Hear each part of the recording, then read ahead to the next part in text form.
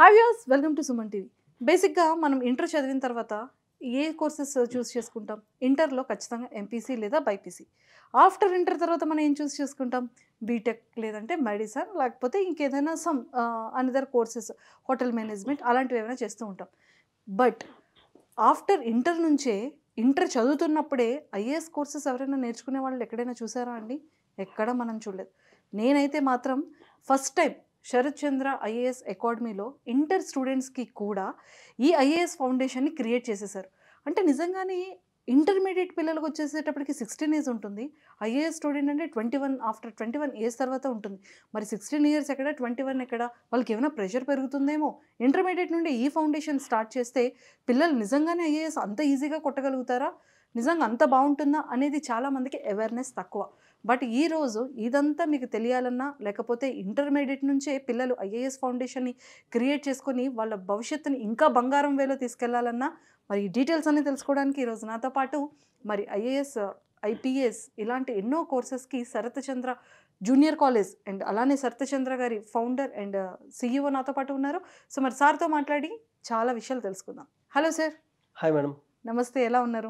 Fine madam, బాగున్నాను. Sir, నిజంగానే students అందరూ కూడా ఆఫ్టర్ ఇంటర్ చేసేటప్పుడు 10th తర్వాత ఖచ్చితంగా ఎంపీసీ లేదా బైపీసీ. నేనైతే ఎంపీసీ అనుకున్నాను.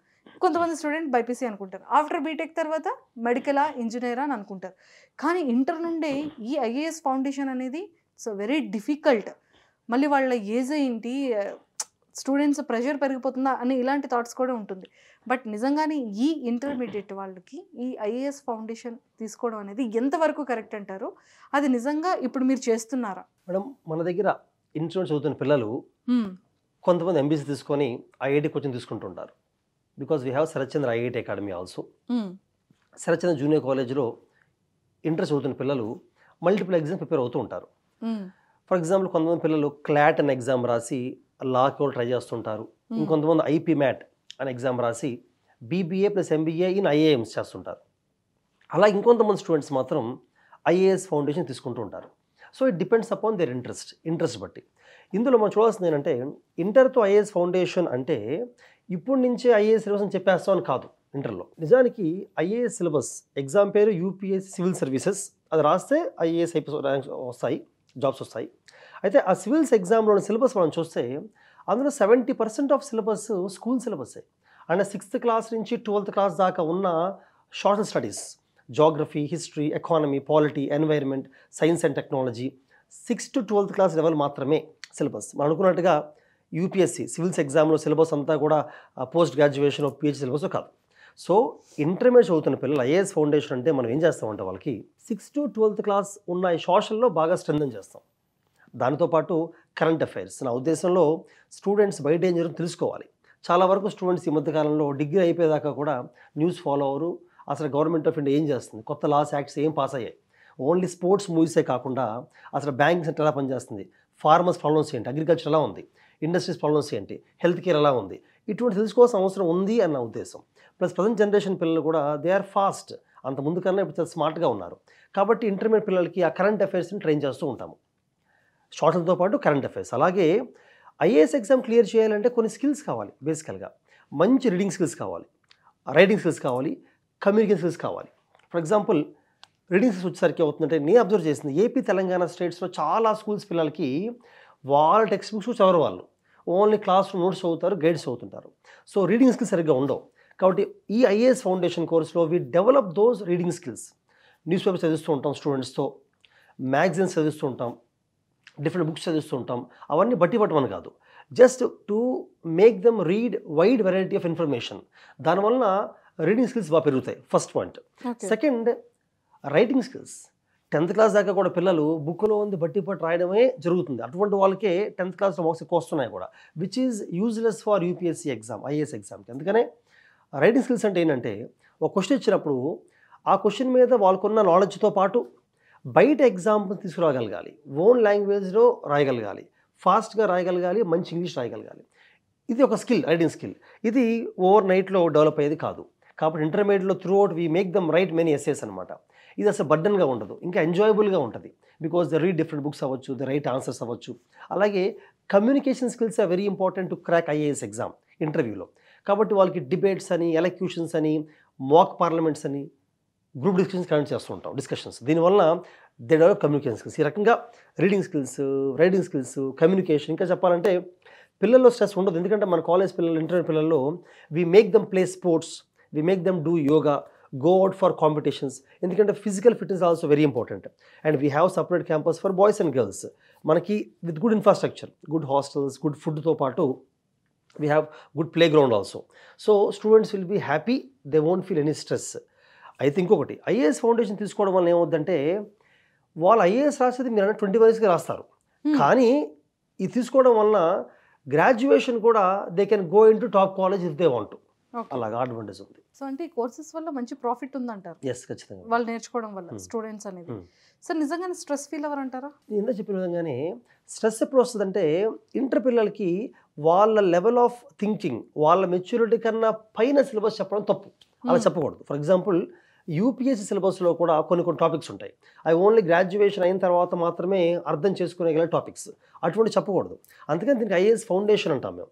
ఫౌండేషన్ అంటే ఇంటర్మీడియట్ మెంటాలిటీ, ఆ లెవెల్ ఆఫ్ మెచ్యూరిటీ అర్థం చేసుకునే సిలబస్ మాత్రమే మేము టీచ్ చేయడం జరుగుతుంది. కాబట్టి ప్రజలు అసలు ఉండదు.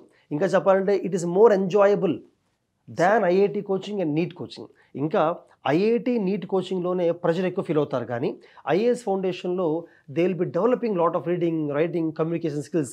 They read more variety of books and shall studies is never a pressure. So they enjoy preparation యాక్చువల్గా. సార్ అంటే ఇప్పుడు మన దగ్గర ఇంటర్ అండ్ ఐఏఎస్ చదివిన స్టూడెంట్స్ ఏం చేస్తున్నారు ప్రెసెంట్? శరత్చంద్ర ఐఏఎస్ అకాడమీలో, అలాగే శరత్చంద్ర జూనియర్ కాలేజీలో ఇంటర్ చదివిన పిల్లలు ఎవరుతున్నారో, ఎవరైతే మన దగ్గర ఇంటర్తో పాటు ఐఏఎస్ ఫౌండేషన్ తీసుకున్నారో, వీళ్ళు ఇంటర్ అయిన తర్వాత they went in to wide variety of fields. For example చాలామంది స్టూడెంట్స్ క్లాట్ ఎగ్జామ్ రాసి మంచి నేషనల్ లా యూనివర్సిటీకి ఎంటర్ అయ్యారు. ఫర్ ఎగ్జాంపుల్ భావన అనే అమ్మాయి she went in to NLU Nagpur. అలాగే తోటేశ్వర్ అనే అబ్బాయి went in to NLU Visakhapatnam, ఇలా వెళ్ళారు.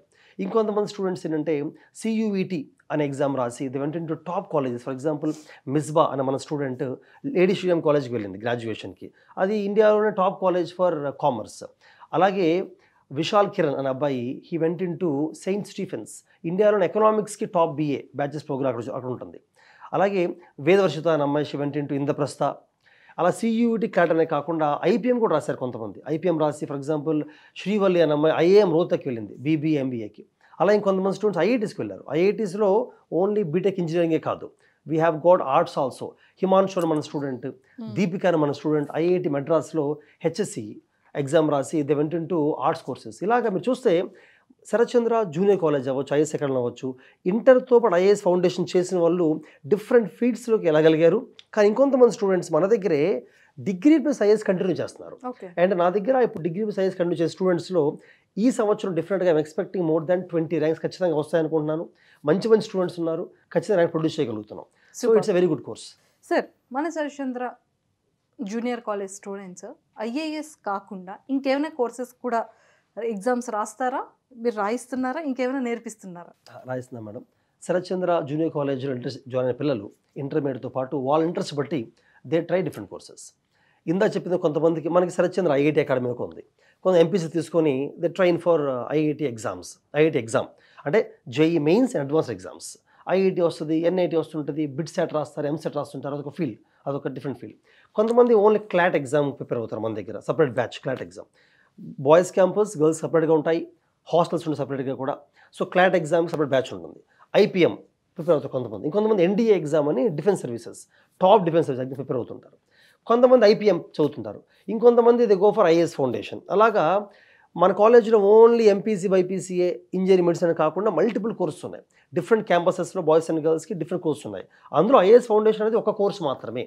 అది ఎవరికంటే those whose aim is to get in to government services. ఇక్కడ గవర్నమెంట్ సర్వీస్ అంటే IAS ఒకటే కాదు.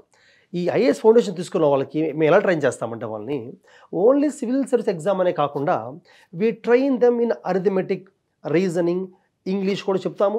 దానివల్ల వాళ్ళు IAS ఎగ్జామే కాకుండా స్టేట్ గవర్నమెంట్ గ్రూప్స్ ఎగ్జామ్ రాయగలుగుతారు. డిప్యూటీ కలెక్టర్, DSP అవి క్రాక్ చేస్తారు చాలామంది. ఇంకొంతమంది EPFO ఎగ్జామ్ అని, SEBI అని, IRDA అని, CAPF అని, రిజర్వ్ బ్యాంక్ ఆఫ్ ఇండియా అని ఎగ్జామ్స్ అన్ని రాయగలుగుతారు. ఎందుకు చెప్తున్నానంటే ఇంటర్ IAS ఫౌండేషన్ తీసుకుంటే ఇంకా IAS ఒకటే రాయాలా, అది వస్తేనే వచ్చినట్ట, లేకపోతే ఇంకేం లేనట్ట అనేది కరెక్ట్ కాదు.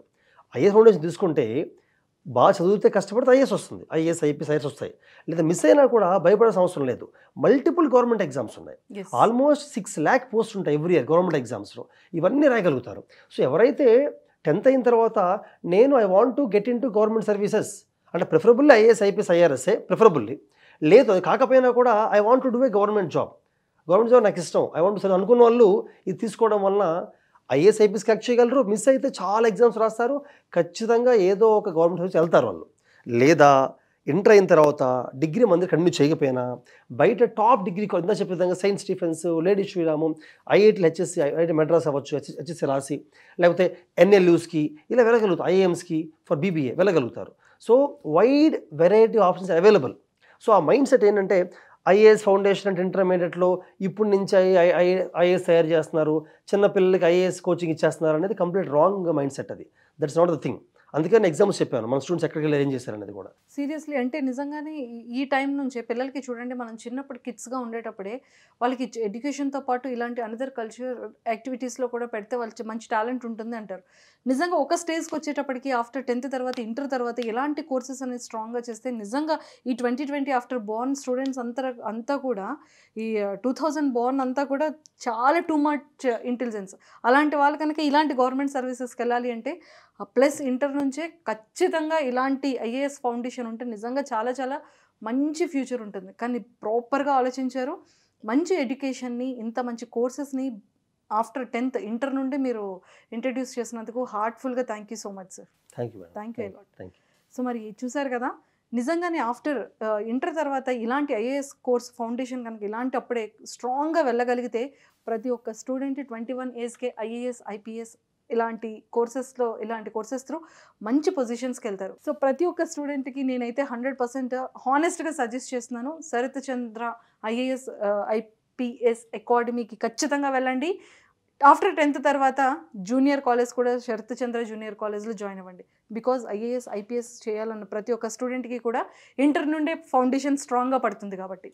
సో కింద స్క్రోల్ అవుతున్న కాంటాక్ట్ నెంబర్కి ఇప్పుడే కాంటాక్ట్ అవ్వండి, అడ్మిషన్స్ తీసుకోండి, మీ సూపర్ లైఫ్కి ఒక మంచి గ్రీన్ సిగ్నల్ ఇచ్చేసేయండి.